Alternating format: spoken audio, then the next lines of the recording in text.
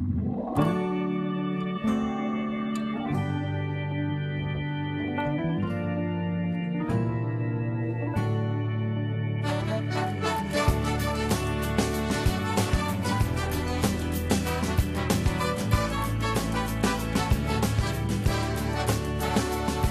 hai guardato con l'occhio di chi vuole, io non mi feci pregare di più.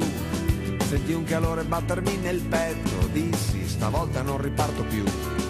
Poi ti mostrai le foto dei miei viaggi, ti raccontai di un popolo lontano. Tu mi hai mostrato il bianco dei tuoi seni, mi hai detto passami l'asciugamano. Nella tua casa i resti di una vita passata a smettere a ricominciare. Nei tuoi cassetti un paio di segreti pronti per quando me li vorrai dire. I giorni pesano se sono vuoti, quei giorni invece volavano leggeri. Le nostre ombre divennero una sopra l'asfalto e sopra tutti i muri. Io sono una valigia e giro di stazione in stazione. In molti mi trasportano ma in pochi hanno la combinazione. Ma chi l'avrebbe detto che la vita mi sorprendeva come hai fatto tu. Tu mi hai aperto come una ferita.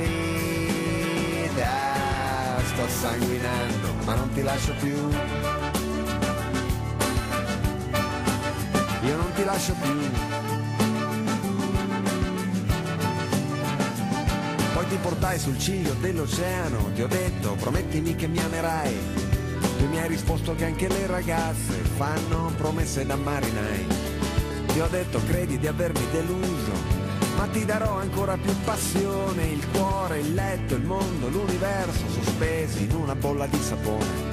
Tu mi hai insegnato ad amare la mattina, il pane caldo e la malinconia, i piedi gelidi sotto al lenzuolo e che il successo non fa compagnia.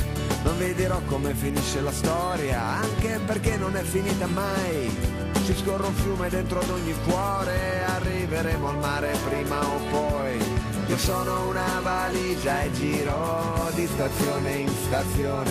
In molti mi trasportano ma solo tu hai la combinazione. Ma chi l'avrebbe detto che la vita ci travolgeva come hai fatto tu.